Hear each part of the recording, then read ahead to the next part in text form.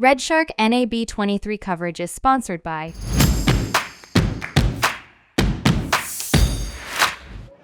Hi, I'm Stuart from Blackmagic Design at NAB 2023.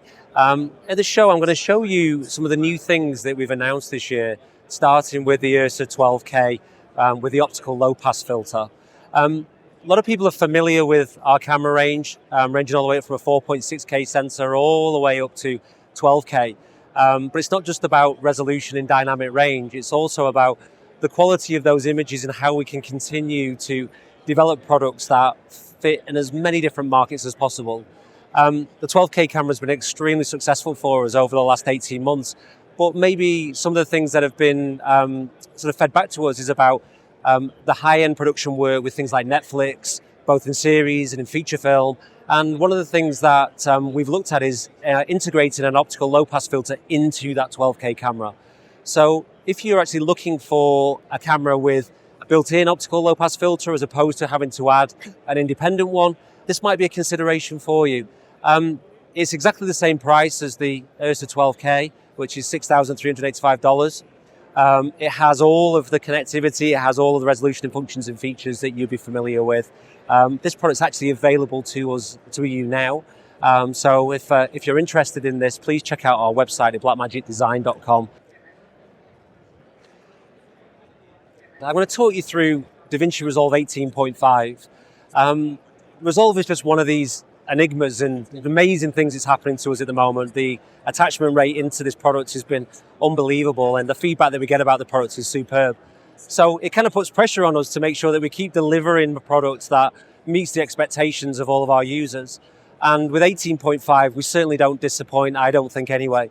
With 150 new features, including a huge number of features that work with our neural engine and are based around AI, this has really moved this product forward to that next level again. I'd say probably some of the significant announcements within those features are the audio to text edit and the transcribing of audio into text. And just to explain that a little bit more, I'll kind of talk you through that. We could take a 40-minute interview, we could analyze that clip, and it would turn all of the text that is being delivered in that interview into effectively a text-based window. What we could then do is go in and highlight that specific text and create subclips from it, which means that we can actually create an edit from the text that is created from that transcribe. At the same time, what we can then do is we can also create subtitles. So once we've put together a piece of work with multiple edits, we can analyze an entire timeline and we can perform a audio to subtitle performance, which will give us a whole line of subtitles that are also amendable. By going in there, we can effectively stretch out those subtitles. We can go independently and affect certain bits of text if we need to change that. So it's incredibly powerful using that AI engine. We've also announced a relight function, which is within the effects part of Resolve. So we can do post-production lighting. So if we are taking, say, a shot of myself and we decide that I'm a bit dark on one side and I want to add further lighting in, we can analyze that clip by doing a depth map, and we can actually look at the shadows and the contours of my image in a post-production environment.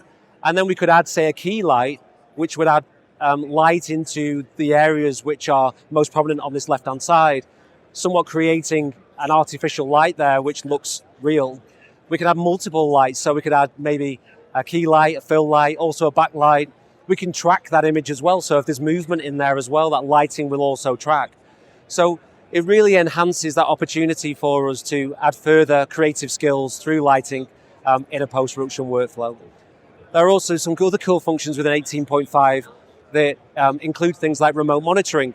We've now included a Resolve monitoring app within Resolve Studio that enables you to provide a small alphanumeric code to an independent user or an independent viewer, maybe based thousands of miles away, who wants to see what your program out is.